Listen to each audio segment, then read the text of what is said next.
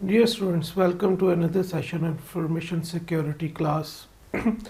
Today we are going to complete our testing lab and we are going to check the connectivity between the machines. For this purpose, we are going to install three virtual machines on our host machine. यानी कि हम एक ही computer में तीन computers back वक्त चलाएंगे. Actually it will be four because our original operating system will be there और उस ओरिजिनल ऑपरेटिंग सिस्टम के ऊपर थ्री ऑपरेटिंग सिस्टम्स हम रन करके देखेंगे एज वर्चुअल मशीन्स. वो थ्री ऑपरेटिंग सिस्टम्स होंगे विंडोज़ 10, दूसरा होगा लिबंटो और तीसरा होगा मेटा एक्सप्लॉयटेबल 2. अच्छा, लिबंटो यूनिक्स का एक लिनक्स का फ्लेवर है, आप कोई भी फ्लेवर कर सकते हैं. विंडोज़ 10 का आपको पता है. मेटा एक्सप्लॉयटेबल 2 एक्चुअली एक ऐसा लिनक्स का सर्वर है जिसके अंदर ऑन पर्पस कुछ लूप होल्स छोड़े गए हैं ताकि हम अपनी ट्रेनिंग उसको हैक करने के लिए कर सकें. तो ये आपके लिए भी कंपलसरी है. लिबंटो की जगह आप कोई भी ऑपरेटिंग सिस्टम कर सकते हैं. विंडोज़ 10 की जगह भी आप विंडोज़ का कोई दूसरा वर्जन कर सकते हैं. लेकिन मेटा एक्सप्लॉयटेबल कंपलसरी है. जिस तरह काले लिनक्स आपने ऑलरेडी किया होगा और जो लास्ट लेक्चर में हमने डिस्कस किया था, तो अब आपने मेटा एक्सप्लॉयटेबल भी लाजमी करना है. तो अगर अभी तक आपसे काली लिनक्स इंस्टॉल नहीं हुआ, कोई प्रॉब्लम है, तो इन्हीं में से एक जो मेटा एक्सप्लॉयटेबल वाला तरीका है वो काली लिनक्स पे भी अप्लाई होगा, आप उसको यूज़ कर सकते हैं. नेक्स्ट स्टेप में हम अपनी कम्युनिकेशन सेटअप को टेस्ट करेंगे. उसके अंदर हम अपनी मशीन्स को नेटवर्क एड्रेस देंगे और उन नेटवर्क एड्रेसेस के दरमियान हम कम्युनिकेशंस चेक करेंगे. ये तीनों मशीनें चल रही होंगी हमारी, इनको हम आपस में कम्युनिकेट करवाएंगे. Let start. अच्छा बच्चों, हम कुछ कमांड्स हमने देख ली हैं. लेट्स क्रिएट एन एनवायरनमेंट जिसमें मल्टीपल मशीन्स होंगी और उनको हम किस तरह यूज़ करेंगे.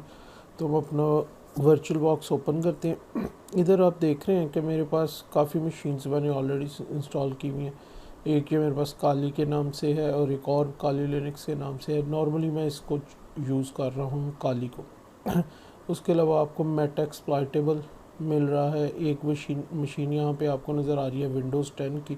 एक आपको यूबंटो नाम का ऑपरेटिंग सिस्टम नज़र आ रहा है. मैं अब आपको थोड़ा सा गाइड करता हूँ कि ये मल्टीपल ऑपरेटिंग सिस्टम यानी कि मुख्तलिफ़ तरीके हैं थोड़ा बहुत इंस्टॉल करने के.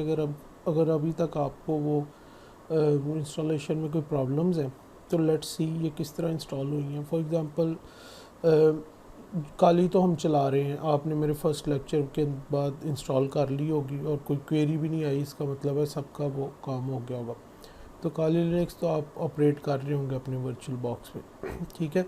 तो अगर हमने विंडोज़ इंस्टॉल करनी है तो उसका क्या तरीका है. तो मैंने तो पहले इंस्टॉल की हुई है क्योंकि it will take time to install a new Windows. ठीक है. सारी विंडोज़ की इंस्टॉलेशन उसी तरह होगी जिस तरह रियल मशीन के ऊपर होती है. तो यहाँ पे मैं आपको स्टार्ट करता हूँ, फिर हम वो रोक देंगे इंस्टॉलेशन. ठीक है, जस्ट टू गो थ्रू. तो यहाँ पे आपके पास ऊपर आ रहा है टैब मशीन्स का, उधर मशीन करते हैं. यहाँ पे हम करेंगे न्यू और यहाँ पे मशीन का जो भी हमने नाम रखना है, नहीं कि कंप्यूटर का नाम. ये एक हार्डवेयर को इस वक्त जो हम बना रहे हैं वो एक हार्डवेयर को रेप्लिकेट कर रहे हैं.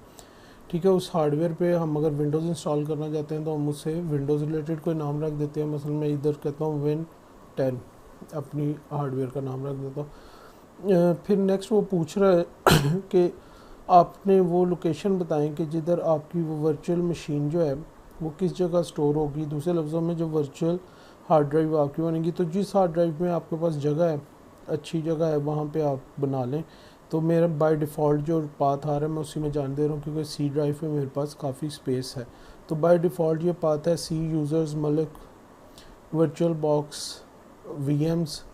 तो इसी पाथ पे जान देता हूँ. अगर आप चेंज करना चाहते हैं, आप अपना डी ड्राइव का, ई का, जो भी पाथ आप वर्चुअल मशीन्स का रखना चाहते हैं, नॉर्मली कोशिश करें जितनी वर्चुअल मशीन्स बनाएं वो एक ही पाथ पे पड़ी हो ताकि कल को आप ये अनइंस्टॉल करें या ख़त्म करें तो आप पूरे का पूरा अपना वो रिकवर कर सकें. टाइप यहाँ पे माइक्रोसॉफ्ट विंडोज़ ही है. ऑब्वियसली हम विंडोज़ इंस्टॉल करना चाहते हैं तो हम विंडोज़ ही रखेंगे. लिनक्स, सोलारिस या जो दूसरी ऑप्शंस भी हमारे पास है. तो विंडोज़ वर्जन कौन सा है, जो भी आप विंडोज़ इंस्टॉल करना चाहते हैं. तो इस वक्त मैं विंडोज़ 10 यूज़ करना जा रहा हूँ तो मैं 10 कर रहा हूँ. नेक्स्ट दबाएंगे. तो यहाँ पे वो आपसे रैम का पूछ रहा है कि आप कितनी रैम एलोकेट करना चाहते हैं। ये थोड़ा सा अंडरस्टैंड करने वाला पॉइंट है। जो आपके पास ओरिजिनल रैम है आपके कंप्यूटर में, फॉर एग्ज़ाम्पल अगर वो 4 GB रैम है, तो जब ये वाला वर्चुअल मशीन का ये वाली इंस्टेंस चलेगा जो विंडोज़ 10 कर रहे हैं, इसको फॉर एग्ज़ाम्पल यहाँ पे हमने ये 2 GB दिया हुआ है, तो जब ये ऑन होगा तो आपकी ओरिजिनल रैम में से जो कि 4 GB फॉर एग्ज़ाम्पल थी, उसमें से 2 GB इस यानी कि इस वाले ऑपरेटिंग सिस्टम को एलोकेट हो जाएगा। तो इसका मतलब है आपका ओरिजिनल कंप्यूटर जो है उसमें जो कुछ एप्लीकेशंस और जो कुछ चल रहा है वो बाकी रिमेनिंग 2 GB ही उसके यूज़ में आएगा। जैसे ये वाला सिस्टम ऑन करेंगे 2 GB इस सिस्टम के लिए ऑक्यूपाई हो जाएगा, लेकिन जब तक ये सिस्टम नहीं चल रहा ये 2 GB ऑक्यूपाई नहीं होगा। ये आपके ओरिजिनल यानी कि जिसको हम होस्ट ऑपरेटिंग सिस्टम कहते हैं उसी के पास रहेगा। ठीक है, अब यहाँ पे आपको नज़र आ रहा है मैक्सिमम मेरी जो रैम है जो यहाँ पे ऑप्शन दे रहा है वो 12 GB तक दे रहा है, क्योंकि मेरे सिस्टम में इस वक्त 12 GB रैम इंस्टॉल्ड है। अब आप में से किसी के सिस्टम में 8 होगी, 4 होगी, 16 भी हो सकती है। नॉर्मली जो वर्जन्स हमारे पास हैं उनमें 16 तक मैक्सिमम जाती है रैम। तो मेरा एक मॉड्यूल 8 GB का लगा हुआ है और एक 4 का, तो ये यहाँ पे मेरे पास 12 GB रैम है। वो मुझे पूछ रहा है इस 12 GB में से कितनी मैंने देनी है। क्योंकि मेरे पास 12 GB है तो मैं इसको तकरीबन 4 तक ले जा सकता हूँ कि जब मैं ये वाला विंडोज़ ऑपरेटिंग सिस्टम ऑन करूँ तो वो 4 GB रैम में काम करेगा और बाकी 8 GB मेरे होस्ट के लिए बच जाएगी। अच्छा, एक और चीज़ याद रखें, हमने अकेली विंडोज़ नहीं चलानी इस जो हमारी वर्चुअल इन्वायरमेंट में है। हमारा हो सकता है साथ काली लिनक्स भी चल रहा हो सकता है साथ मेट एक्सप्लॉइटेबल भी चल रहा हो। तो अब आपने वो सारी चीज़ें ज़हन में रख के, मतलब मैंने 4 GB अगर इस विंडोज़ को दे दिया है और मेरा साथ काली लिनक्स चल रहा था, 4 GB मैंने उसको दी हुई थी, तो 8 GB मेरी ओरिजिनल रैम में से, ओरिजिनल 12 GB में से 8 GB ये गेस्ट ऑपरेटिंग सिस्टम्स 2 ले जाएंगे और बाकी मेरी 4 GB है वो मेरे होस्ट ऑपरेटिंग सिस्टम के पास रह जाएगी। तो इन चीज़ों को देखते हुए आपने इसको मैनेज करना होता है। तो नॉर्मली हम इसको विंडोज़ थोड़ा सा ज़्यादा लेने वाला, रैम की ज़्यादा रिसोर्सेज खाता है, तो इसको इसलिए हमने 2 GB के ऊपर रखते हैं नॉर्मली। वरना मेटा एक्सप्लॉइटेबल 1 GB पे या इवन ½ GB पे यानी कि 512 मेगाबाइट पे भी चल जाता है। तो फ़िलहाल इसको आप 2 GB रख लें विंडोज़ को, लेकिन ये ध्यान में रखें जब तक आप इसको ऑन नहीं करेंगे ये कंज्यूम नहीं होगी। और जितने आपने ऑपरेटिंग सिस्टम पैरेलल ऑन होने हैं उन सब का प्लस करके आप टोटल कंजम्पशन निकालेंगे। तो फ़िलहाल हमने इसको 2 GB पे लेके आए। नेक्स्ट किया, वो अब पूछ रहा है do not add a virtual disc, create a virtual disc now, use an existing virtual disc. अच्छा, अगर तो आपने ये सिर्फ मशीन बना के छोड़ देना, अभी इस पर विंडोज़ इंस्टॉल नहीं करनी, तो आप do not create a virtual disc कर दें। लेकिन ऑब्वियसली हमने फौरी तौर पे अभी विंडोज़ इंस्टॉल करनी है, तो हम कहेंगे create a virtual hard drive now. ठीक है, एग्जिस्टिंग का मतलब ये है कि अगर आपको कहीं से VBox या VMDK जो होता है वर्चुअल मशीन की डिस्क अगर बनी हुई मिल जाए, वो आगे हम मेट एक्सप्लॉइटेबल जब हम इंस्टॉल करेंगे तो वो डिस्कस करते हैं, तो फिर हम use an existing virtual drive करते हैं। फिलहाल हम करेंगे create a virtual hard drive now. Create पे क्लिक करेंगे तो वो हमसे वर्जन, वो मुख्तलिफ हमारे से ऑप्शंस पूछ रहा है जो उसकी एक्सटेंशंस यूज़ हो सकती हैं। तो आपको पता है virtual box one of hypervisor, one of many. उसके अलावा हमारे पास VMware होता है और भी बहुत सारे वर्चुअल इन्वायरमेंट्स हैं। तो अगर तो VDI हम बनाएंगे तो वर्चुअल बॉक्स का डिस्क इमेज है, VMDK हम बनाएंगे वर्चुअल मशीन डिस्क है। ठीक है, तो इस तरह मुख्तलिफ है। तो फ़िलहाल VDI बनाते हैं जो वर्चुअल बॉक्स में है। और इंटरेस्टिंग बात ये है कि मैंने VHD तो नहीं यूज़ किया हुआ, लेकिन VMDK भी वर्चुअल बॉक्स में यूज़ हो जाता है और VMware में भी यूज़ हो जाता है। तो VMDK भी अगर हम बना लें तो वर्चुअल बॉक्स में भी यूज़ हो सकता है और VMware में भी। लेकिन फ़िलहाल क्योंकि हम सिर्फ वर्चुअल बॉक्स पे काम कर रहे हैं तो हम इसको VDI ही रहने देते हैं। नेक्स्ट करते हैं। नेक्स्ट वो आपसे पूछा आपने फ़िक्स्ड एलोकेशन करनी है या डायनेमिक। इन दोनों में फ़र्क ये है कि अभी हमने उसको बताना है कि हमने कितनी हार्ड ड्राइव ये जो मशीन हम बना रहे हैं जो वर्चुअल जिसके ऊपर हम विंडोज़ 10 इंस्टॉल करेंगे, इसको हमने मैक्सिमम क्या साइज़ देना है। ऑब्वियसली सी ड्राइव पे मेरे पास जितना फ्री साइज़ होगा उसमें से ही मैं कुछ दूंगा। फॉर एग्ज़ाम्पल अगर मैं 10 GB एलोकेट करता हूँ या 15 GB एलोकेट करता हूँ और अगर मैं फिक्स्ड पे क्लिक कर देता हूँ तो वो जैसे ये मशीन क्रिएट होगी मेरी सी ड्राइव में से 15 GB को वो कैप्चर कर लेगा और इस मशीन को एलोकेट कर देगा। वो 15 GB फिक्स्ड हो जाएगी, वो यूज्ड में आ जाएगी। लेकिन अगर मैं डायनेमिक में करता हूँ और मैं मैक्सिमम नेक्स्ट स्लाइड पे कहता हूँ, जिस तरह भी मैं डायनेमिक ही करने लगा हूँ, नेक्स्ट करता हूँ और मैं कहता हूँ यहाँ पे 50 GB की वो ऑप्शन दे रहा है, तो मैं इस 50 GB को मैं रिप्लेस करता हूँ 15 GB से।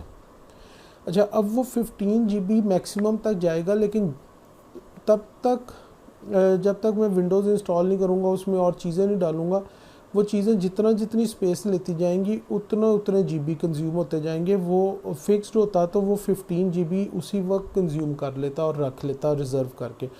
अभी मैंने डायनेमिक की है। डायनेमिक का मतलब ये है कि मैक्सिमम मैं 15 तक, चले मैं 20 करता हूँ, मैक्सिमम मैं 20 तक जाना चाहता हूँ,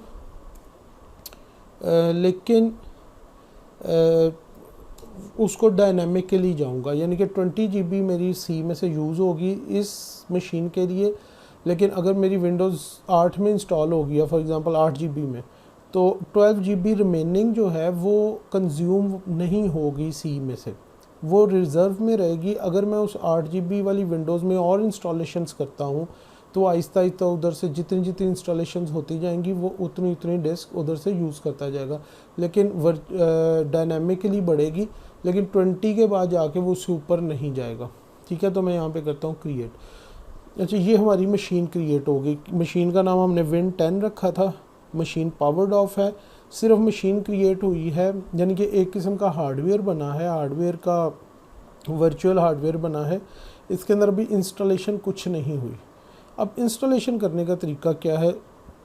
इंस्टॉलेशन करने का तरीका ये है कि आपको ISO इमेज चाहिए विंडोज़ 10 का। अगर आपने विंडोज़ 10 इंस्टॉल करनी है, अगर 8 करनी है तो 8 का चाहिए होगा, 7 करनी है 7 चाहिए, तो हम अभी 10 करना चाह रहे हैं, हमें ISO इमेज चाहिए। अब ISO इमेज या तो आपके पास पहले से हो अवेलेबल, या फिर आप डाउनलोड कर लें। आप माइक्रोसॉफ्ट की वेबसाइट से भी डाउनलोड कर सकते हैं। हम ओरिजिनल विंडोज़ 10 का इमेज डाउनलोड हो जाएगा माइक्रोसॉफ्ट की साइट से। आप गूगल करें डाउनलोड विंडोज़ 10, तो माइक्रोसॉफ्ट का जो लिंक आएगा उससे फॉलो करते हुए उधर से आप विंडोज़ 10 डाउनलोड कर सकते हैं। ड्यूरिंग इंस्टॉलेशन वो आपसे पूछेगा प्रोडक्ट की, उधर आपने सेलेक्ट करना है कि I don't have a product की। वो आपको रोकेगा नहीं, आपकी विंडोज़ कंप्लीट इंस्टॉल हो जाएगी और you can use that Windows for 1 month without any message और ऑब्जेक्शन फ्रॉम माइक्रोसॉफ्ट। तो 1 महीने के बाद वो, इवन 1 महीने के बाद भी वो चलती रहेगी, लेकिन फिर आपको वो एक मैसेज देगा एक्टिवेट योर प्रोडक्ट। ठीक है, तो हमने क्योंकि अभी लर्निंग पर्पज़ के लिए या इसके लिए टेस्टिंग पर्पज़ के लिए इसको यूज़ करना है, तो एक तो 1 मंथ भी बहुत है, और इवन 1 मंथ के बाद भी वो आपको यूज़ करने से माइक्रोसॉफ्ट नहीं रोकेगा, सिर्फ नीचे एक मैसेज आता शुरू हो जाएगा कि एक्टिवेट योर विंडोज़। तो मेरे पास बच्चों पहले ही इमेज डाउनलोडेड है, तो अब मैंने क्या करना है, यहाँ पे मतलब मेरी ये जो नई मशीन बन गई है इसको सिलेक्ट करना है, इधर से सेटिंग में जाना है। जिस तरह आप अपने कंप्यूटर के अंदर विंडोज़ इंस्टॉल करने लगे तो आप उसमें CD इंसर्ट करते हैं या उसमें USB लगा के फिर उस USB से या उस CD से आप बूट करते हैं, इसी तरह अब हमें एक वर्चुअल CD ड्राइव लगानी है। तो यहाँ पे जब सेटिंग में आएंगे तो ये जो 4th हमारे पास है, इसको स्टोरेज को क्लिक करेंगे तो यहाँ पे ये वो हार्ड ड्राइव है जो हमने क्रिएट की है, जो अभी एम्प्टी है। ठीक है, और ये एक वर्चुअल डिस्क यहाँ पे हमें नज़र आ रही है जिसमें ऑलरेडी वो प्लग्ड इन है। तो इसको अगर आप करके यहाँ से चूज़ करें आप अपनी फ़ाइल जो भी हमने की थी, मतलब अभी मैं इसको रिमूव करके एम्प्टी करता हूँ ताकि आपको फुल नज़र आए। ये एम्प्टी ड्राइव है, इसको सिलेक्ट किया, यहाँ से हम क्या करेंगे, चूज़ करेंगे a disk file, choose create virtual, तो choose a create a virtual disk पे जाएंगे। यहाँ से हम उसको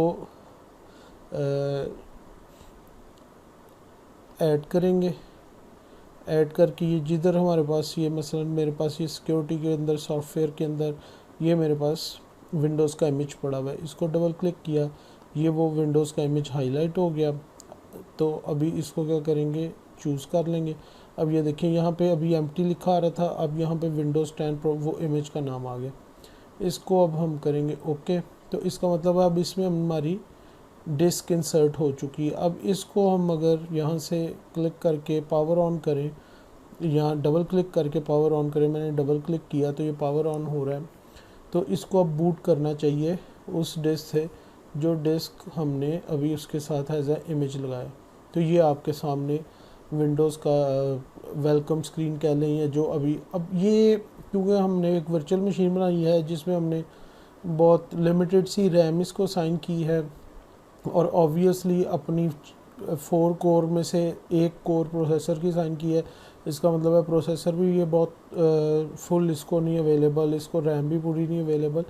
तो ये विंडोज़ इंस्टॉल मेरी मशीन पे हो सकता है, आप लोगों के पास ज़्यादा लेटेस्ट हो या किसी के पास मेरे से भी थोड़ी सी पुरानी मशीन हो।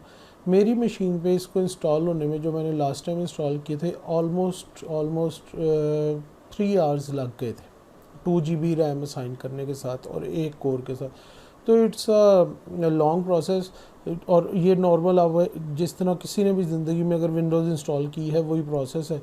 तो आप इधर से ऑप्शन सेलेक्ट करें टाइम, और मसलन टाइम के अंदर हम टाइम एंड करेंसी फॉर्मेट है ये, तो वो USA का ही करेंगे, नेक्स्ट करेंगे और इंस्टॉल नाउ पे क्लिक करेंगे।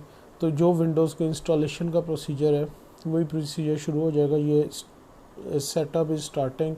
अब ये विंडोज़ 10 इंस्टॉलेशन शुरू हो गई, ठीक है। ऑब्वियसली अब ये पूरी तो नहीं मैं करूँगा, मैं ऑलरेडी कर चुका हूँ, लेकिन ये मैंने आपको यानी कि जो लोग अभी तक नहीं डिफरेंट काइंड के ऑपरेटिंग सिस्टम इंस्टॉल कर सक रही, ये उनके लिए स्पेसिफिक है। तो इसको मैं कैंसिल करता हूँ। Power of the machine, obviously वो इंस्टॉलेशन नहीं हुई, और इसको मैं डिलीट कर रहा हूँ मशीन को, क्योंकि मेरे पास ऑलरेडी इंस्टॉल्ड है, जो कि मैंने डिलीट ऑल फाइल्स। इसके साथ जब मैं डिलीट ऑल फाइल्स करूँगा तो जो इसकी वर्चुअल डिस्क बनी थी वो भी डिलीट हो जाएगी, जो हमने 20 GB तक उसको वर्चुअल दी थी। तो ऑब्वियसली मैं वो नहीं रखना चाहता, मैं वो मशीन भी डिलीट करता हूँ। अगर आपने एक से ज़्यादा विंडोज़ रखनी है तो आप सेम वर्चुअल डिस्क यूज़ कर सकते हैं, इसलिए वो आपसे ये ऑप्शन पूछता है। तो मेरे पास ये पहले से इंस्टॉल्ड है। उसके अलावा मैंने एक और चीज़ इंस्टॉल की है, वो है यूबंटू। अच्छा, ऑब्वियसली मुझे एनवायरनमेंट बेसिकली चाहिए, मुझे एक वो मशीन चाहिए जो ये काली लिनक्स है जिसको मैंने यूज़ करना है डिफरेंट किस्म की पेनिट्रेशन टेस्टिंग सीखने के लिए। उसके अलावा विंडोज़ मशीन से हम अपनी काली मशीन को एक्सेस कर सकते हैं, और किस तरह काली मशीन से विंडोज़ को एक्सेस कर सकते हैं, कुछ ये चीज़ें देखनी है। और एक मुझे नॉर्मल सा लिनक्स ऑपरेटिंग सिस्टम भी चाहिए जिसके साथ मैं अपनी काली मशीन के साथ कम्युनिकेट कर सकूं, और ये सारा कुछ हम करेंगे। तो इसके लिए मैंने 3 मेन ऑपरेटिंग सिस्टम किया। तो यूबंटू का क्योंकि ऑब्वियसली हमने इसको फर्स्ट ऑपरेटिंग सिस्टम के लिए नहीं यूज़ करना, तो मुझे लाइटेस्ट वर्जन मैंने उसका डाउनलोड किया था, और उसका लाइटेस्ट वर्जन जो हमारे पास है वो आपको मैं अपने यहाँ पे दिखाता हूँ, जो मेरे पास सॉफ्टवेयर्स के अंदर है। उसका नाम है लुबंटो। ये उसका यूबंटू के अंदर 4-5 आपके पास वर्जन्स होंगे। आप यूबंटू की साइट पे जाएंगे, वो आपको 4-5 डाउनलोड्स की ऑप्शन देगा, उनमें से लुबंटो जो है वो सबसे लाइट वेट है। तो हमें ज़्यादातर कमांड प्रॉम्प्ट पे काम करना है, हमें GUI पे काम ही कम करना है, इसलिए मैंने सबसे लाइट वेट किया। लाइट वेट करने की ज़रूरत इसलिए है कि जिस तरह अभी थोड़ी देर मैंने पहले बताया कि फॉर एग्ज़ाम्पल मैं काली भी चला लेता हूँ, यूबंटू भी चला लेता हूँ और विंडोज़ भी चला लेता हूँ।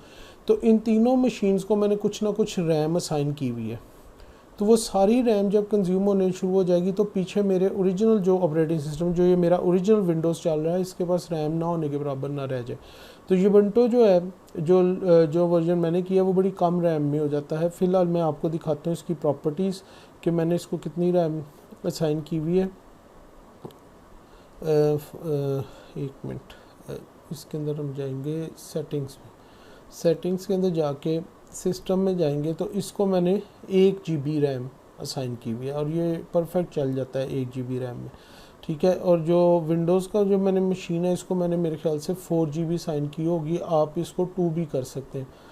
तो इधर सिस्टम्स में जाके देखते हैं, इधर मैंने भी 2 GB ही असाइन की हुई है इसको, विंडोज़ को, ठीक है। और मेटा एक्सप्लॉइटेबल तो 12 मेगाबाइट में भी चल जाता है, यानी कि आधा GB में भी, तो इसको भी आप देख सकते हैं। तो लिनक्स में क्योंकि मैंने थोड़ा अपना ज़्यादा काम करना है, यानी कि जो असल काम है लिनक्स में करना है, हालांकि ये 1 GB में भी चल सकता है लिनक्स जो है, लेकिन फिर भी हमने इसको 4 GB असाइन की हुई है काली लिनक्स जो है। तो इस तरह अब आपके पास आपके कंप्यूटर में कितनी रैम है ये उस पर डिपेंड करेगा, आपने उसको क्या करना है। तो लेट्स और ये आपको मैं यूबंटो का भी अगर बताऊं कि यूबंटो ये मेरे पास जो यहाँ पे ये जो पड़ा हुआ है ये इमेज है, ठीक है। ये देखें आगे इसके टाइप में लिखा है डिस्क इमेज। तो जिस तरह अभी हमने विंडोज़ की मशीन बनाई इसी तरह यूबंटो की भी बनेगी। तो मैं अभी आपको जल्दी से एक मशीन बना के दिखाता हूँ। मशीन पे क्लिक किया, न्यू पे क्लिक किया, नेम के अंदर फॉर एग्जांपल हम कहते हैं यूबंटो, ठीक है। और जिस जगह हमने वीएम का रखना है टाइप लिनक्स है, और ये यूबंटो 64 बिट पे बेस करता है। नेक्स्ट, इसको 1 GB रैम देना चाहता हूँ मैं, ओके हो गया। Next, create a virtual hard drive create कर दें, VDI ही क्रिएट कर दें। डायनेमिक साइज़, ये मैं विंडोज़ की बात सारा कुछ बता चुका हूँ। 10 GB मैं इसका रखना चाहता हूँ स्पेस मैक्सिमम, और ये मैंने क्रिएट कर दी। तो ये हमारे पास यूबंटो नाम की मशीन आ गई। अभी कुछ इस पर इंस्टॉल नहीं, कुछ नहीं, मुझे इसको ऑन करने से पहले इसके साथ मुझे बूटेबल डिस्क लगानी पड़ेगी। तो बूटेबल डिस्क का अगेन वही तरीका है, यहाँ पे ये क्लिक किया, सेटिंग्स पे गए, सेटिंग्स में जाके स्टोरेज पे गए, स्टोरेज के ऊपर हमारे पास ये एम्प्टी आ रही है CD, यहाँ पे एम्प्टी, इस जगह जाके मैं choose a disk file create a virtual drive, और यहाँ पे वर्चुअल ड्राइव में मैं ऐड करूँगा। और ये मेरे पास यूबंटो का इमेज पड़ा हुआ है जो मेरे फोल्डर्स में से, आप इधर से ब्राउज़ करेंगे, उस फोल्डर में जाएंगे और वो वाला इमेज आप यूबंटो का साथ लगा देंगे, ओके करेंगे, क्लिक करेंगे, ओके कर देंगे। अब वो डिस्क लग गया। अब इसको डबल क्लिक करूँगा तो होपफुली ये बूट करना शुरू कर देगा उस CD से, यानी कि डिस्क इमेज जो अभी हमने एज अ CD वर्चुअल। तो ये हमारे पास, ये आपके सामने अभी मशीन बनाई, अभी उसकी इंस्टॉलेशन शुरू हो गई कि हमने इंग्लिश पे क्लिक किया, अच्छा जी, और ये हमसे कह रहा है एंटर करें स्टार्ट यूबंटो। अच्छा, ये स्टार्ट अगर करेंगे तो ये इंस्टॉल हुए बगैर चल पड़ेगा, मतलब स्टार्ट करना है हमने, इसका तरीका ये है। तो ये इंस्टॉल हुए बगैर ही डायरेक्ट जो हमने इसको अभी इमेज लगाया है उसकी अटैच किया वर्चुअल ड्राइव के साथ, ये उधर से ये यूबंटो जो है एज अ ऑपरेटिंग सिस्टम चलने लग पड़ेगा।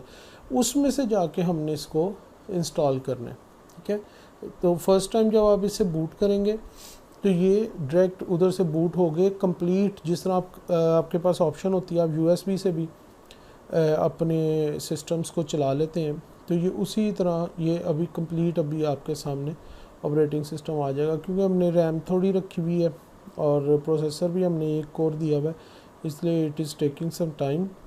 तो अभी हमारे पास इसका फ्रंट GUI आ जाना चाहिए थोड़ी देर में, लेकिन जब ये इंस्टॉल हो जाएगा तो ये इतना स्लो नहीं होगा। ये डायरेक्ट जब इंस्टॉलेशन के बगैर बाद चला करेगा तो इसकी स्पीड थोड़ी बेहतर होगी इसके ओरिजिनल से, इस वाले से। Let's wait.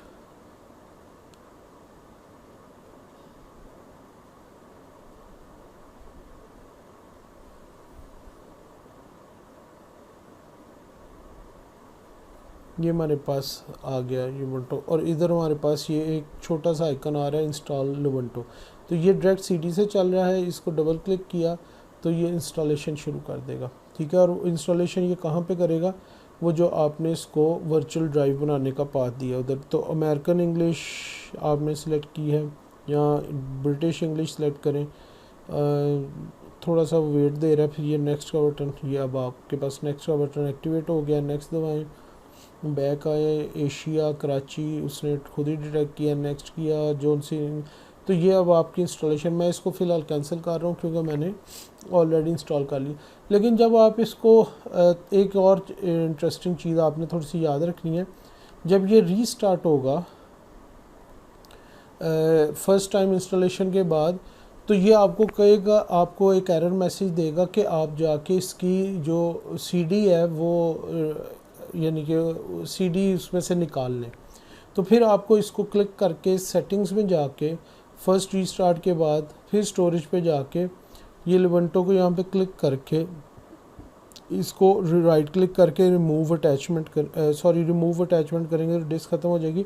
इधर से करके remove disk from the tray, तो ये एम्प्टी आ गई। ओके करके इसको दोबारा पावर ऑन करेंगे तो फिर वो आपकी वो जो वर्चुअल हार्ड ड्राइव बनाई है उससे बूट होगा, अदरवाइज़ वो हर दफ़ा सीडी से बूट होने की कोशिश करेगा। ये इंपॉर्टेंट पॉइंट है, इसको ज़हन में रख लें, ये लाजमी आपने करना है। नेक्स्ट आपकी इंपॉर्टेंट चीज़ है मेटा एक्सप्लॉइटेबल। लिबंटो और विंडोज़ 10 तो आपने ISO इमेजेस से इंस्टॉल किए, दोनों का एक ही तरीका है। मेटा एक्सप्लॉइटेबल का तरीका थोड़ा सा फ़र्क है। आप मेटा एक्सप्लॉइटेबल डाउनलोड करेंगे इंटरनेट से, वो कहाँ से मिलेगा मैं अभी आपको बताता हूँ। फॉर एग्ज़ाम्पल आप यहाँ पे मेटा एक्सप्लॉइटेबल 2 लिखेंगे गूगल सर्च में, ठीक है। गूगल सर्च के अंदर आपके पास डायरेक्ट लिंक आ रहा है सोर्स फॉर्ज का, वहाँ से होगा, वरना ऑफेंसिव सिक्योरिटी के लिंक से आप रिक्वायरमेंट्स पढ़ लें, और उधर से भी आपको सोर्स फॉर्ज पे ही जाना पड़ेगा। ऑफेंसिव सिक्योरिटी का लिंक आ गया, रिक्वायरमेंट्स में वो आपको बता रहा है कि मिनिमम रिक्वायरमेंट्स इसकी क्या है, और बहुत थोड़ी हैं। जो लिनक्स होस्ट है उसकी मिनिमम 1 GB है, जो हमारा काली है जिसको हमने 4 GB दिया हुआ है। रियलिस्टिक वो 2 कह रहा है, काली के गेस्ट के लिए वो कह रहा है 1 GB भी चल जाएगा। मेटा एक्सप्लॉइटेबल के लिए 512 रिकमेंडेड है, तो इसका मतलब है 512 MB भी बहुत है। अगर आप 1 GB देते हैं तो वो आगे से लिखा है मोर नेवर हर्ट्स। तो ये तो इसका हो गया कि आपने आपकी रिक्वायरमेंट क्या है, ठीक है। उसके बाद आप यहाँ से ही जा सकते हैं। ये यहाँ पे कहीं लिंक है हमारे पास, एक मिनट,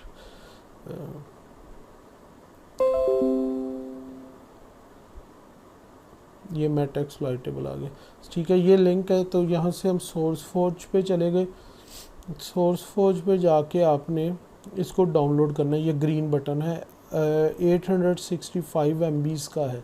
तो जैसे ही आप इसको क्लिक करेंगे ये आपका डाउनलोड विल स्टार्ट शॉर्टली, वही जो कैप्चा वगैरह अगर ना मांगे तो ये आपका डाउनलोड शुरू हो। ये नीचे देखें आपके पास डाउनलोड हो रहा है, मेरे पास ये पहले से ही डाउनलोडेड है, इसलिए मैं फ़िलहाल इसको क्लोज़ करता हूँ, एग्ज़िट, ठीक है। मेरे पास कहाँ पड़ा हुआ है, मैंने अभी आपको दिखाया था, मेरे पास ये मेरे फ़ोल्डर के अंदर ये मेटा एक्सप्लॉइटेबल इस तरह आपके पास ज़िप फॉर्मेट में आ जाएगा। उसको आप राइट क्लिक करके ज़िप 7 चला के एक्सट्रैक्ट हेयर करें तो ये आपके पास इस तरह का एक फ़ोल्डर बन जाएगा अनजिप्ड, और उस फोल्डर के अंदर कुछ चीज़ें होंगी। तो अब ये फ़ोल्डर आपका जब क्रिएट हो गया तो अब आपने इधर आना है मशीन पे, और यहाँ पे आपने अब फॉर एग्ज़ाम्पल एक नई मशीन बनानी है मेटा एक्सप्लॉइटेबल की। मैंने तो पहले ही बनाई हुई है, लेकिन मैं अब आपके लिए एक नई, तो मशीन के अंदर हम कहते हैं न्यू, और उसका नाम मैं फ़िलहाल मेटा 2 रख देता हूँ, ठीक है। और इसके लिए वही पाथ किधर बनना है, उसकी हार्ड ड्राइव विंडोज़, इसके अंदर लिनक्स है, विंडोज़ नहीं है। ये मेटा एक्सप्लॉइटेबल बेस करता है यूबंटो पे, तो इसमें से आपने यूबंटो 64 बिट सेलेक्ट कर लेना है। अगर आपका 64 बिट पीसी है, जो ज़्यादा चांसेस है, अगर आपका 32 बिट है तो फिर आपने 32 बिट सेलेक्ट कर लेना। नेक्स्ट करना है। 1 GB मोर देन इनफ है मेटा एक्सप्लॉइटेबल के लिए। अगर आपका सिस्टम बहुत कम रैम पे है तो आप इसको 512 MB भी कर सकते हैं। नेक्स्ट करना है। अच्छा, यहाँ पे आगे फ़र्क है, दोनों केसेस के अंदर हमने क्रिएट अ वर्चुअल डिस्क किया था, विंडोज़ के केस में भी और लिबंटो के केस में भी, क्योंकि हमारे पास ISO इमेज था। इस वक्त जो हमने मेटा एक्सप्लॉइटेबल डाउनलोड किया है वो बेसिकली एक वर्चुअल हार्ड ड्राइव है, ठीक है। तो हमने क्या करना है, यहाँ पे क्लिक करना है use an existing virtual hard disk. ये जो मैंने अभी आपको फ़ोल्डर दिखाया था मेरे पास जिधर वो पड़ा हुआ है सॉफ्टवेयर्स के अंदर, तो ये अनजिप होने के बाद ये जो ब्लू वाली है इसकी अगर आप टाइप, ये जो हमारे पास आ रहा है, तो ये टाइप के अंदर क्या लिखा हुआ है, VMDF, ये उसकी फॉर्मेट है, यानी कि वर्चुअल मशीन डिस्क फॉर्मेट। इसको राइट क्लिक करके अगर इसकी प्रॉपर्टीज़ भी देखें तो आपके पास ये एक्सटेंशन आ गई है .vmdk virtual machine disk format.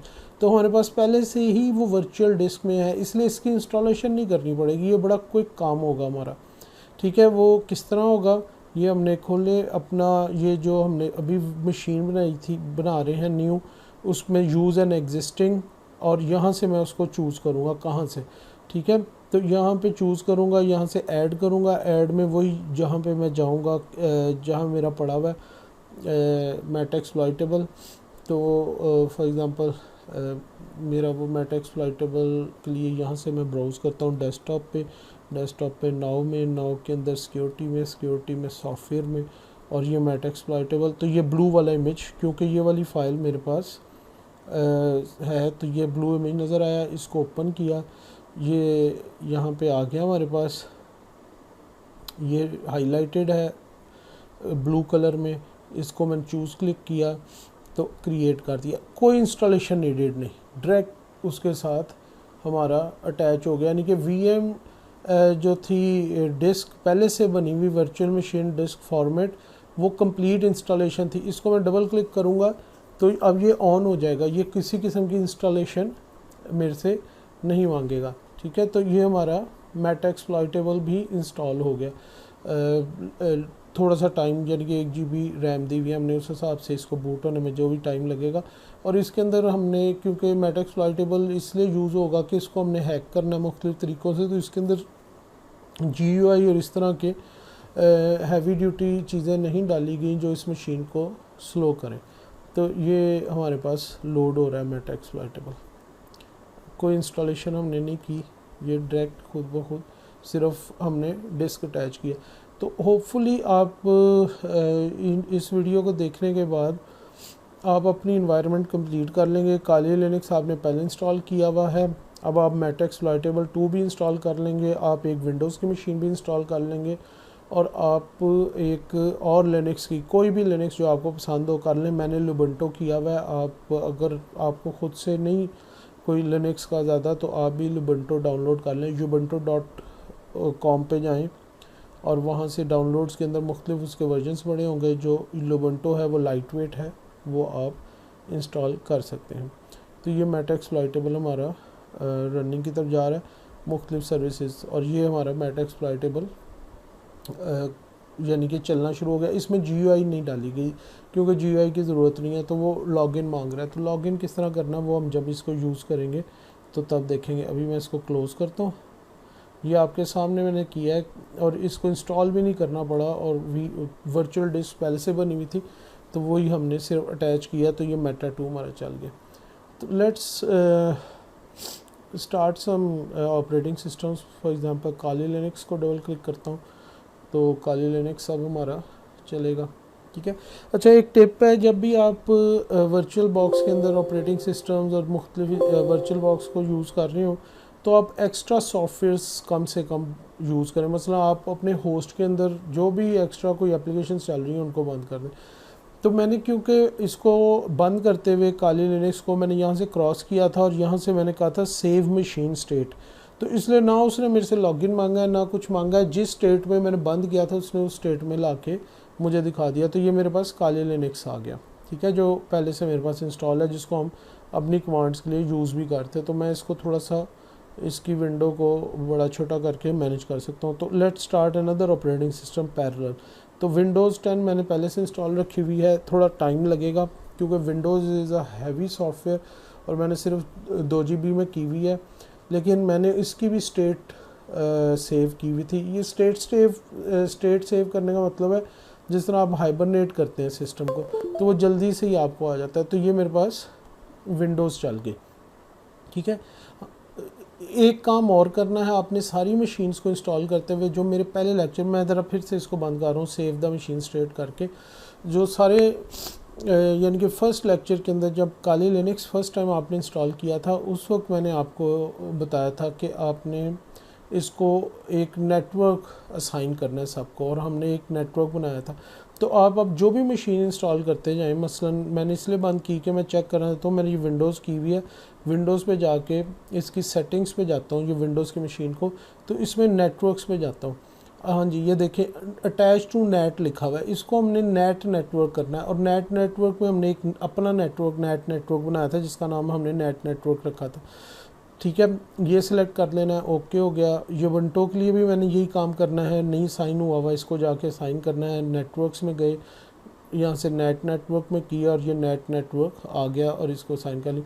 लेकिन आपको याद होना चाहिए कि पहले लेक्चर के अंदर हमने नेट नेटवर्क बनाया कैसे था, उस जब तक वो बनाएंगे नहीं तब तक वो वहाँ पे नज़र नहीं आएगा। मसलन यहाँ से अगर आप नेट नेटवर्क सेलेक्ट करें और नीचे नेम की फील्ड बिल्कुल खाली नज़र आए, कोई ऑप्शन नज़र ना आए, तो इसका मतलब है आपका कोई नेट नेटवर्क नहीं बना हुआ। तो वेरी फर्स्ट लेक्चर जो काली का हुआ था हमारा, उसके अंदर मैंने ये नेट नेटवर्क बनाना सिखाया था। तो इस सारी मशीन्स को एक ही नेटवर्क में ले आए जो हमने बनाई है। यूबंटू को भी ले आया, यूबंटू को भी ले आए। ठीक है, सेटिंग्स नेटवर्क, नेट नेटवर्क आ गया है। अच्छा, इसको मैं डिलीट कर रहा हूँ क्योंकि मैंने इंस्टॉलेशन पूरी नहीं की थी तो कंफ्यूज करता रहेगा। Delete all files. यूबंटू मेरे पास पहले ही चल रहा है, विंडोज़ भी होगी। मेट एक्सप्लॉयटेबल को भी हम सेम नेटवर्क में ले आए। Settings, network, net network, okay, ये सारे सेम नेटवर्क में आ गए। अच्छा स्टूडेंट्स, ये मशीन्स जो थी अभी आपको नज़र आ रहा था, मैंने थोड़ी सी वीडियो कटिंग कर दी है बीच में क्योंकि वो टाइम टेकिंग था।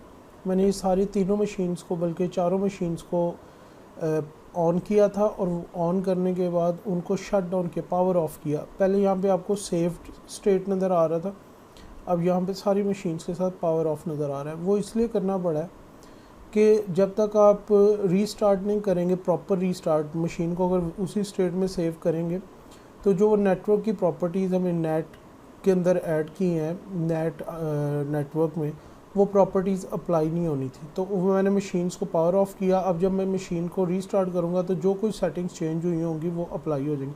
तो लेट्स स्टार्ट बाय यूबंटू। ठीक है, ये हमने जो यूबंटू का एक फ्लेवर किया था जिसको हम लिबंटो कहते हैं, तो ये मैंने डबल क्लिक किया। It will take a bit time because इसके हमने सिर्फ 1 GB रैम दी हुई है। अच्छा बच्चों, एक जो कैप्चर के मैसेज आते हैं ना, इनको आपने क्लोज़ करना है हमेशा। रीज़न ये थी कि जो पुराने वर्चुअल मशीन थी, जब ये वर्चुअल बॉक्स नया नया था तो आपको कीबोर्ड और माउस कैप्चर करना पड़ता था उस गेस्ट के अंदर, तो फिर वो माउस उस गेस्ट में और वो कीबोर्ड उस गेस्ट में काम करता था।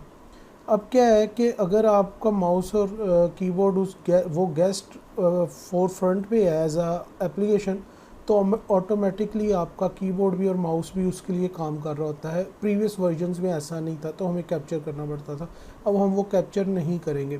कैप्चर ना करने का फ़ायदा ये होता है कि मैं ये वाली मशीन में अगर अपना माउस और कीबोर्ड कैप्चर कर दूंगा, जो ये यूबंटू की मशीन ऑन हो रही है, तो एकदम मुझे अगर अपने होस्ट में यानी कि इस विंडोज़ में आके कोई एप्लीकेशन चलानी पड़ेगी तो मेरा माउस इस होस्ट में नहीं आएगा, वो उसी में कैप्चर रह जाएगा और वो फिर एक शॉर्टकट की याद रखनी पड़ेगी। वो शॉर्टकट की दबाऊंगा तो माउस आएगा। अब लेटेस्ट वर्जन्स में क्या होता है, अगर माउस मेरा होस्ट यहाँ पे है तो वो इधर काम कर रहा है, और अगर वो इस यूबंटू की मशीन में चला जाए तो वो इसके लिए काम करना शुरू होता है। इसीलिए वो कैप्चर्स वाले मैसेजेस को मैं क्रॉस कर देता हूँ। हम अब माउस और कीबोर्ड्स कैप्चर नहीं करते। तो ये चीज़ थोड़ी सी उतनी देर में मैंने आपको एक टिप बताई, रीज़न उसको क्रॉस करने की, जब तक हमारे पास यूबंटू ऑन नहीं होता। पहले हमने सिस्टम स्टेट्स को सेव रखा हुआ था तो वो फौरी आ जाती थी। अब हमारी एक पावर्ड ऑफ मशीन पूरी लोड हुई है। जिस तरह आप समझ लें कि नॉर्मल लाइफ में अपने लैपटॉप को अगर आप हाइबरनेट कर देते हैं और दोबारा उसको ऑन करते हैं तो वो फौरी आ जाता है। तो वो पहले सेव स्टेट वो होती है, लेकिन जब आप स्विच ऑफ यानी कि यहाँ से मैं अगर जब मैंने क्रॉस करना है तो मेरे पास ये ऑप्शंस आनी है। तो अगर मैंने पावर ऑफ की ऑप्शन की हुई थी लास्ट टाइम, तो इसका मतलब मैंने कंप्यूटर को ऑफ़ कर दिया था, तो वो पूरा बूट हो के आया। तो अगर मैं ये सेव स्टेट कर दूंगा तो बड़ी जल्दी आ जाएगा नेक्स्ट टाइम। लेकिन जब हमने कोई कॉन्फ़िगरेशंस करनी हो जिनके लिए रीस्टार्ट चाहिए हो, तो या तो हम यहाँ से शटडाउन सिग्नल वाले को क्लिक करते हैं या पावर ऑफ को। तो अभी मैं कैंसिल कर रहा हूँ इसको। ठीक है, तो ये हमारी यूबंटू चल गए। तो इसको देखते हैं और उतने में एक और मशीन भी ऑन कर लेते हैं। अब हमने ज़रा 3-4 मशीनें इंस्टॉल की हैं, हम उनकी ज़रा कनेक्टिविटी तो देखें कि ये इन्वायरमेंट में कैसे चलती हैं। तो मैं नेक्स्ट ऑन करता हूँ, डबल क्लिक करता हूँ विंडोज़ को, तो विंडोज़ ऑब्वियसली वो भी थोड़ा टाइम लेगी, उसको टाइम लेने दें, उतने में ये बैकग्राउंड में वो हो रही है। तो अगेन कैप्चर नहीं करना, मैंने उसको क्रॉस कर दिया। तो हम इसको फोरग्राउंड पे लाके जितने में विंडोज़ पावर ऑन हो रही है इसमें कुछ काम करते हैं। तो लुबेंटो भी लिनक्स का एक फ्लेवर है, या यूबेंटो कह लें। तो इसके अंदर अगर आपने जो हमने सीखा था टर्मिनल यूज़ करना, तो इसमें टर्मिनल आपको मिलेगा सिस्टम टूल्स में। सिस्टम टूल्स में ये क्यू टर्मिनल के नाम से है। आप कोई भी टर्मिनल एप्लीकेशंस और भी इंस्टॉल कर सकते हैं। तो ये आपके पास इस तरह का आपके पास एक आउटलुक आ जाएगी, जो उसके जो हमने काली के अंदर टर्मिनल देखा था उससे मिलती जुलती होगी। तो ये हम एक गेस्ट के तौर पे लॉगिन है। तो अगर मैं कुछ करना चाहूँगा और वो एडमिनिस्ट्रेटिव पावर्स चाहिए होंगी, तो अगेन हमने कमांड सीखी हुई है, वो सूडो की कमांड से करेंगे। लेकिन पहले मैं देखता हूँ कि इसका आर्प टेबल, आर्प आपको पता है एड्रेस रेजोल्यूशन प्रोटोकॉल, तो हर कंप्यूटर अपने अंदर एक आर्प टेबल स्टोर करता है। जिन कंप्यूटर्स की उसको मैक एड्रेसेस मिल गए होते हैं जिन आईपीज़ के अगेंस्ट, वो सारे आर्प टेबल में स्टोर होते हैं। तो अगर हमने वो चेक करना है वो आर्प टेबल में कौन से, यानी कि हमारे साथ कौन से दूसरे कंप्यूटर्स कम्युनिकेट कर रहे हैं, क्योंकि अब नेक्स्ट स्टेप हम जो करने जा रहे हैं, ये 2-3 कंप्यूटर्स मैं इसके अंदर चलाऊँगा वर्चुअल बॉक्स में। जिस तरह पीछे विंडोज़ बूट हो रही है, ये हमारे पास यूबेंटो चल रहा है, और ये अभी मैं काली भी ऑन कर दूँगा। तो 3 हम पैरेलल मशीन्स चला देंगे ओरिजिनल हमारी विंडोज़ के ऊपर, यानी कि एक हमारा ऑपरेटिंग सिस्टम जो है जो होस्ट ऑपरेटिंग सिस्टम है वो विंडोज़ चल रहा होगा, उसके पैरेलल हम 3 ऑपरेटिंग सिस्टम्स एक्स्ट्रा चला देंगे। तो अगर किसी के पास डेस्कटॉप कंप्यूटर हो, ये तो मैं लैपटॉप पे कर रहा हूँ, डेस्कटॉप कंप्यूटर ज़्यादा पावरफुल होते हैं, अगर वो उसके अंदर अच्छी रैम और अच्छा हो तो इससे ज़्यादा सिस्टम्स भी पैरेलल चलाए जा सकते हैं। तो अभी मैं देखता हूँ कि एड्रेस रेजोल्यूशन प्रोटोकॉल के ज़रिए ARP-A की एक कमांड है जो हमें सारा टेबल शो कर देता है। एंटर करते हैं तो हमें एक एरर मैसेज आया है कि आर्प नॉट फाउंड। इसका मतलब है बाय डिफ़ॉल्ट यूबेंटो के अंदर आर्प नहीं है, तो हमें आर्प इंस्टॉल करनी पड़ेगी। इंस्टॉल करने की उसने हमें हेल्प भी दे दी है कि आर्प जो है वो नेट टूल्स की एक पैकेज है, सॉफ्टवेयर पैकेज है, उसका हिस्सा है। अब सॉफ्टवेयर पैकेजेस तो हमने लास्ट लेक्चर में इंस्टॉल करने सीख लिए थे। तो पैकेज इंस्टॉल करने के लिए पहले हमें सुपर यूज़र के राइट चाहिए होते हैं, या तो हम पूरी कमांड के साथ सूडो लिख दें, नहीं तो हम सुपर यूज़र के अंदर चले जाते हैं। मतलब सूडो SU करता हूँ तो मेरे से पासवर्ड मांगेगा। पासवर्ड मैंने जो भी अपना जब इंस्टॉलेशन करते हुए दिया था इस मशीन का, वो पासवर्ड मैंने एंटर किया है। तो वो आप देखें यहाँ पे मेरा प्रॉम्प्ट चेंज हो गया, अगेन रूट का प्रॉम्प्ट बन गया, जो हमने पहले काले लिनक्स में भी देखा था। तो अब इधर मुझे सूडो लिखने की ज़रूरत नहीं है, मैं डायरेक्ट आपको कमांड आती है इंस्टॉलेशन की। तो उसने क्या इंस्टॉल क्या कर लें आप, नेट टूल्स के अंदर आर्प भी होगा। अच्छा, मैंने इस यूबेंटो के ऊपर एक काम किया हुआ है, वो आपने करना होता है जब भी नई आप इंस्टॉलेशन करते हैं, वो है apt-get स्पेस अपडेट। ठीक है, तो मैं अभी एंटर नहीं करूँगा कि ये थोड़ा सा फिर टाइम वेस्ट करेगा। ये एंटर करना है आपको 5-6 मिनट लगेंगे, आपकी सारी रिपॉजिटरी अपडेट हो जाएगी। मैं वो ऑलरेडी कर चुका हूँ, मैंने सिंपल इंस्टॉल करना है।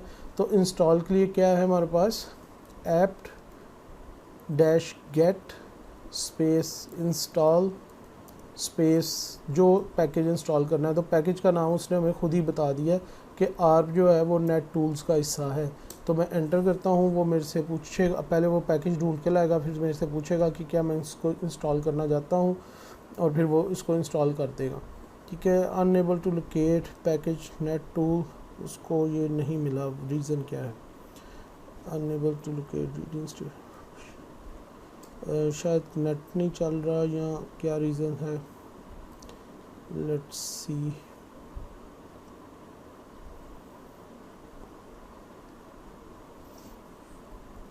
फिर दोबारा ट्राई करते हैं, apt-get install net tools is needing to move installation शुरू हो गई। वो समटाइम्स कोई नेट का इंटरनेट एक्सेस का एरर आ जाता है, क्योंकि ये सारा कुछ उसने नेट से ही ला के इंस्टॉल करना है। तो हमने क्लियर करके दोबारा कमांड दी तो उसने इंस्टॉलेशन शुरू कर दी और ये इंस्टॉलेशन हमारी कंप्लीट हो गई। तो अभी मैं क्लियर करता हूँ स्क्रीन को और अब ARP देखता हूँ, ARP-A। तो वो उसने मुझे एंट्री शो की।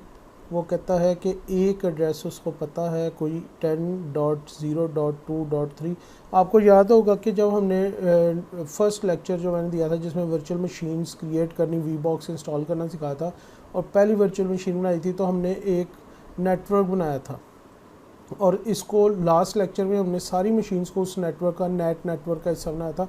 तो उस नेटवर्क को जो हमने एड्रेस दिया था वो 10.0.2.0 का एड्रेस था और 255.255.255 उसका सबनेट मास्क हमने दिया था।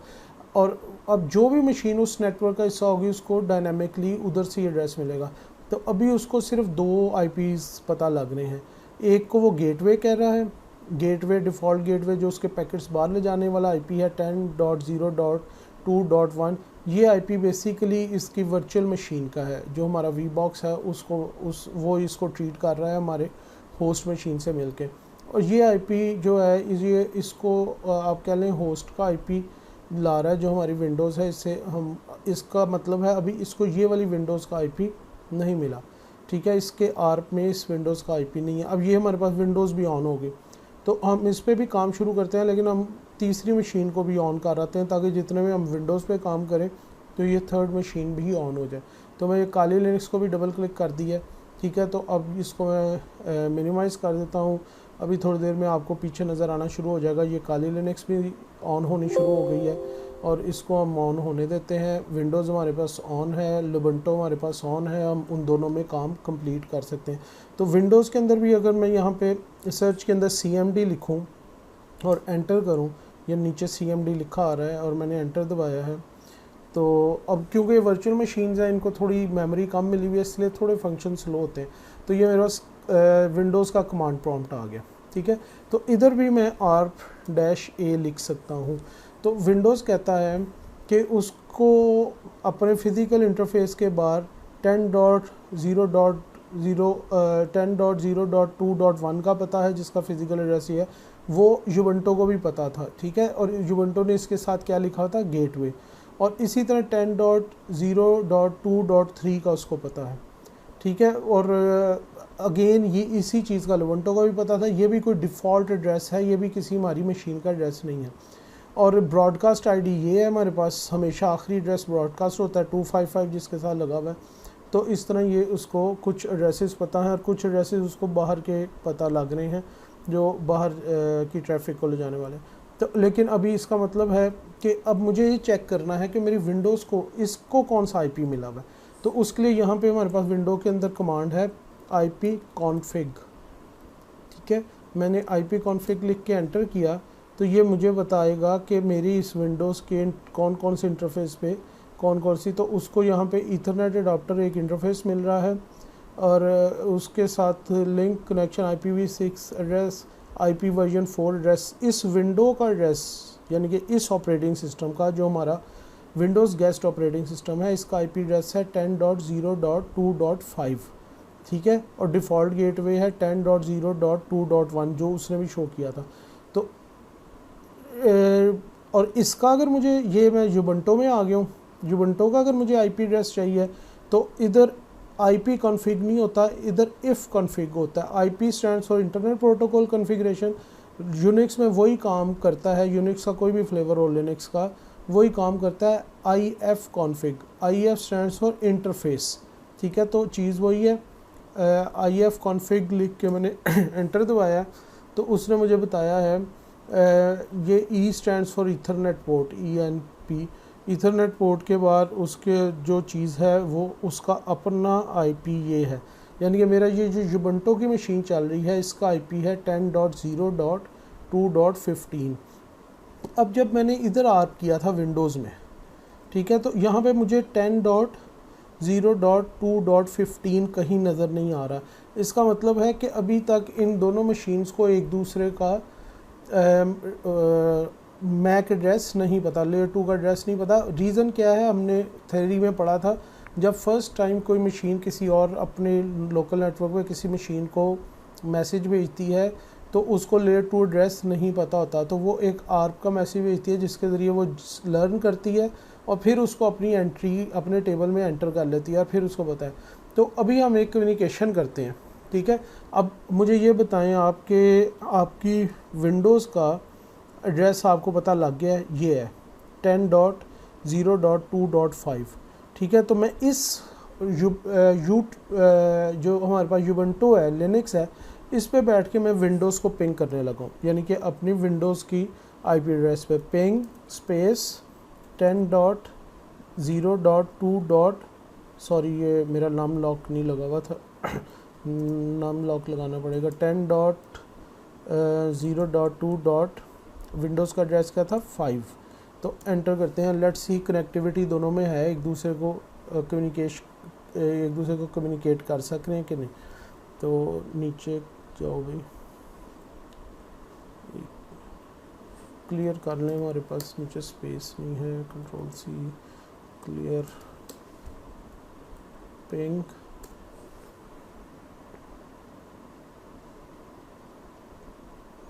इट शुड बी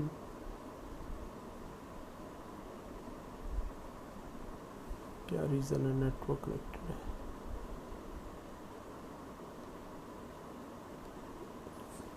इसको हम पिंग करते हैं यहाँ से लिनक्स की मशीन को पिंग 10.0 नाम लॉक 10.0.2.15।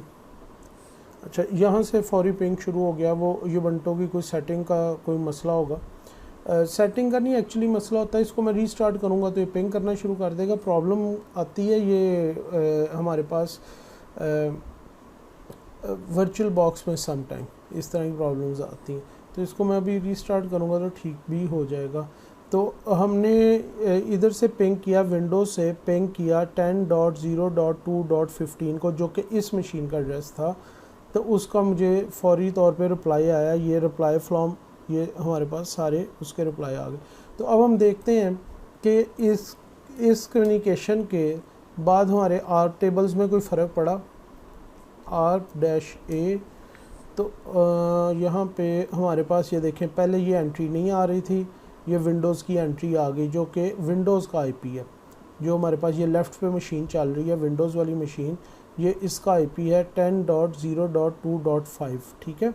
ये क्योंकि हमने इस मशीन को जिसका आईपी 10.0.2.15 था अपनी विंडो से पिंग किया, तो पिंग एक मैसेज होता है जिसका रिप्लाई करना होता है दूसरी मशीन ने। तो इसने जब उसका रिप्लाई किया तो इसने भी उसके लिए पैकेट्स बनाए जो रिप्लाई में जाने थे, और पैकेट्स बनाने के लिए इसको भी उसका मैक चाहिए था, तो उसने भी आर्प के ज़रिए मैक मंगवाया। तो अब देखें, पहले ये एंट्री नहीं थी, अब ये एंट्री भी आ गई, और इधर भी एंट्री हमारे पास पहले नहीं थी यूबंटू की 10.0.2.15 की। लेट्स सी के वो एंट्री अब है कि नहीं। R-A लिखा तो ये देखें एक एंट्री का इजाफा हो गया जो पहले नहीं थी। अगर आप वीडियो थोड़ी सी बैक ले जाके देखें जहाँ पे मैंने फ़र्स्ट टाइम दोनों में ये किया था, तो इसके अंदर 10.0.2.15 नहीं था, तो दोनों के आर्प टेबल के अंदर आ गई। तो आर्प टेबल में बेसिकल क्या चीज़ होता है, आर्प टेबल में ये होता है कि इस आईपी का मैक एड्रेस ये है जो पहले नहीं होता आपके पास। तो अब आप फ्रेम बना सकते हैं। तो आप बैकग्राउंड में हमारा लिनक्स भी, हमारा काली लिनक्स भी चल गया हुआ है। इसको रूट और पासवर्ड डालते हैं, लॉगिन करते हैं। तो अब हमारे पास 3 मशीन्स हो गई। अब विंडोज़ एक हमारे पास ये विंडोज़ की मशीन है, ऊपर लिखा आ रहा है विंडोज़ 10। ये हमारे पास यूबंटू की मशीन है, और तीसरी मशीन हमारे पास काली लिनक्स की आ गई, ठीक है। ये हमारे पास काली लिनक्स की मशीन है। तो अब 2 का तो आपको आईपी एड्रेस नज़र आ रहा है, ठीक है। तो इसके टर्मिनल पे जाते हैं हम। टर्मिनल मैंने ऑन किया है अभी क्योंकि लॉगिन हुआ है। तो इसके टर्मिनल पे अगर हमने देखना है कि हमारी इस काली लिनक्स का आईपी एड्रेस क्या है, तो मैं यहाँ पे अगेन लिखूँगा इफ़ कॉन्फिग एंटर, और यहाँ पे हमें नज़र आ जाएगा इसका जो अपना पहला हमारा आईपी आएगा इसके इंटरफेस का ईथरनेट 0 का, वो है 10.0.2.6। तो अब हमारे पास जो विंडोज़ की मशीन है वो 10.0.2.5 है, काली लिनक्स की मशीन जो है वो 10.0.2.6 है, और यूबंटू की मशीन 10.0.2.15 है।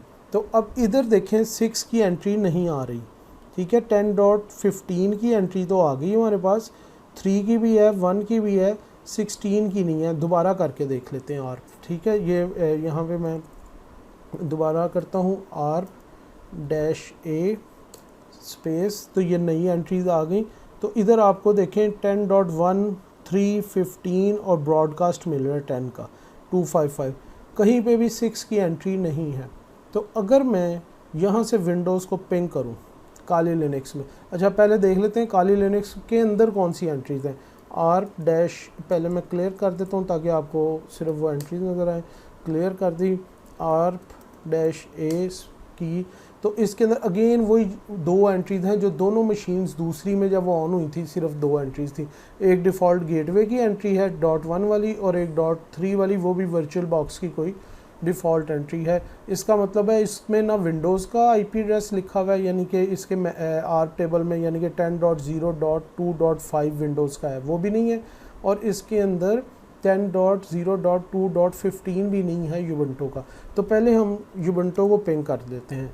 पिंग 10 नमलॉग 10.0.2. यूबंटू का था 15, ठीक है। तो ये हमने पिंग किया, तो ये पिंग के रिप्लाई आने शुरू हो गए। और विंडोज़ में तो पिंग खुद ही 4 पैकेट भेज के बंद कर देता है। इसमें आपको याद है हमें Ctrl+C करना पड़ेगा। मैंने Ctrl+C किया तो हमारे पास पिंग ख़त्म हो गई। तो ये हमारे पास पिंग का रिप्लाई आ गया। मैं क्लियर करता हूँ और अब मैं करता हूँ ARP-A। तो अब आप देखेंगे कि हमारे पास ये तीसरी एंट्री भी उसके टेबल में आ गई। वो कहता है 10.0.2.15 जो है उसका मैक एड्रेस ये है, और वो मेरी ईथरनेट 0 पे है, क्योंकि एक ही ईथरनेट है तो एक ही तीनों मशीन्स एक ही तरह। लेकिन अभी भी उसके अंदर विंडोज़ की एंट्री नहीं आई। तो लेट्स सी, हमने इधर से पिंग किया था उसको लिनक्स को, इधर से विंडोज़ से पिंग कर लेते हैं काली को। तो काली का एड्रेस हमारे पास क्या था, सॉरी इसमें क्लियर नहीं चलती विंडोज़ में। काली का एड्रेस हमारे पास था पिंग स्पेस 10.0.2.6, ठीक है। तो ये एंटर किया तो ये पिंग चली। विंडोज़ में खुद ही 4 पैकेट भेज के पिंग बंद हो जाएगी, बंद हो गई। तो लेट्स सी, अब यहाँ पे ये 3 एंट्रियाँ थी। दोबारा ARP की कमांड देते हैं ARP-A, तो अब हमारे पास चौथी एंट्री भी आ गई जो कि विंडोज़ का IP एड्रेस था .15 उसका था, .5 विंडोज़ का IP एड्रेस था, ठीक है। तो 4 एंट्रीज़ आ गई, चारों की चारों एंट्रीज़ के मैक एड्रेसेस भी आ गए, ठीक है। तो जो मैक एड्रेसेस उधर थे वो इधर आ गए। तो ये हमारी एक किस्म की हम कनेक्टिविटी टेस्ट कर रहे हैं और अपने नेबर्स को देख रहे हैं कि कौन से कंप्यूटर्स हमारे साथ कम्युनिकेट कर रहे हैं। ARP के ज़रिए हम नेबर्स को देखते हैं, पिंग के ज़रिए हम देखते हैं कि क्या हमारी कम्युनिकेशन उनसे पॉसिबल है कि नहीं है, ठीक है। तो अगेन मैं इधर से पिंग नहीं थी चल रही, अब एक दफ़ा फिर चलाने की कोशिश करते हैं। नहीं, अभी भी नहीं चल रही, इसको रीस्टार्ट करना पड़ेगा, किसी कोई रीज़न है। इसको अगर हम 6 पे भेजें, पिंग 6 पे ये कर रहा है, विंडोज़ के साथ ये नहीं कर रहा पिंग, लेकिन विंडोज़ से इसको पिंग किया जा रहा है। इसका मतलब है विंडोज़ से इसको आ रहा है और ये विंडोज़ को रिप्लाई भी कर रहा है। इसका मतलब कनेक्टिविटी का कोई इशू नहीं है, लेकिन पिंग की किसी रीज़न की वजह से ये नहीं चल रहा, विंडोज़ को नहीं कर रहा। तो इसने हमें पिंग कर दिया हमारे इसको भी। तो ये आप ज़रा इस काम को कंप्लीट करें, सारे का सारा ये 3-4 मशीनें जितना आपका सपोर्ट करे। थोड़ा सा डिले लगेगा, थोड़ा स्लो लगेगा। मैंने बीच में कई जगह पे 1-2 जगह पे रिकॉर्डिंग रोक के मशीन्स को अप किया है, तो आप भी देखें, थोड़ा करें और कनेक्टिविटी अपनी मेक श्योर करें, ताकि आगे हम एक मशीन पे बैठ के दूसरी मशीन को किस तरह एक्सेस करना है और इस तरह की, और वही हमारी बेस बनेगा हैकिंग का, एथिकल हैकिंग का। क्योंकि आप अपने सिस्टम पे बैठ के किसी और सिस्टम को एक्सेस कर रहे होते हो और उसके अंदर आपको ये शेल मिलता है, और वो किस तरह हमने शेल लेना है तो वो हम इस नेक्स्ट लेक्चर्स के अंदर डिस्कस करेंगे। अब इस लेक्चर के बाद आपकी कंप्लीट इन्वायरमेंट रनिंग में होनी चाहिए, ठीक। अच्छा जी, आज हमने क्या क्या चीज़ें की, हमने क्या सीखा। We have applied 3 different ways to create virtual machines. First is from ISO image. आप ISO image डाउनलोड करते हैं और उसको कैसे वर्चुअल मशीन के अंदर आपने एम्प्टी डिस्क पे मैप करना है और कैसे उससे इंस्टॉलेशन करनी है। नेक्स्ट हमने देखा कि ऑलरेडी इंस्टॉल्ड जो हमारे पास वर्चुअल मशीन की डिस्क अगर हमें मिल जाए, VMDK जो एक्सटेंशन होती है जो कि हमें मिल जाती है, जो काली लिनक्स की सूरत में भी हमें मिल गई थी, मेट एक्सप्लॉइटेबल की सूरत में भी मिल गई, तो we can use that already made disk and we can create a virtual machine in seconds. ISO image से आपको प्रॉपर टाइम लगेगा जो इंस्टॉलेशन का टाइम है, और ऑब्वियसली जो वर्चुअल मशीन को आपने रैम और प्रोसेसर थोड़ा कम दिए हुए हैं वो उस पॉइंट ऑफ व्यू से उतनी ही स्पीड से होगा। लेकिन अगर आप VMDK आपको मिल जाती है ऑलरेडी क्रिएटेड डिस्क, तो वो with in some seconds, few seconds हम क्रिएट कर सकेंगे वर्चुअल मशीन। फिर हमने देखा कि अगर हम इंस्टॉल नहीं भी करते तो हम कुछ OS जो है वो लाइव उसको ISO को मैप करके उसको डायरेक्ट ISO से हम उसके अंदर बूटिंग कर सकते हैं, और अगर बाद में उसको इंस्टॉल करना चाहें तो उसके स्टेप्स भी थे। नेक्स्ट हमने देखा कि how we can communicate between these 3 machines. हम we had assigned IP addresses to them, we connect them to the same network and we use ping command to check connectivity in between them. उसके अलावा हमने ARP table check किया ताकि हमें पता लगे कि हमारी एक मशीन को कितने IPs के साथ कम्युनिकेट कर रही है। तो होपफुली बच्चों आपने कुछ ना कुछ इससे लर्न किया होगा कि प्रैक्टिसिंग, ये चीज़ें सारी प्रैक्टिस से रहेंगी। नेक्स्ट लेक्चर में इससे आगे चलेंगे, तो सी यू इन नेक्स्ट सेशन।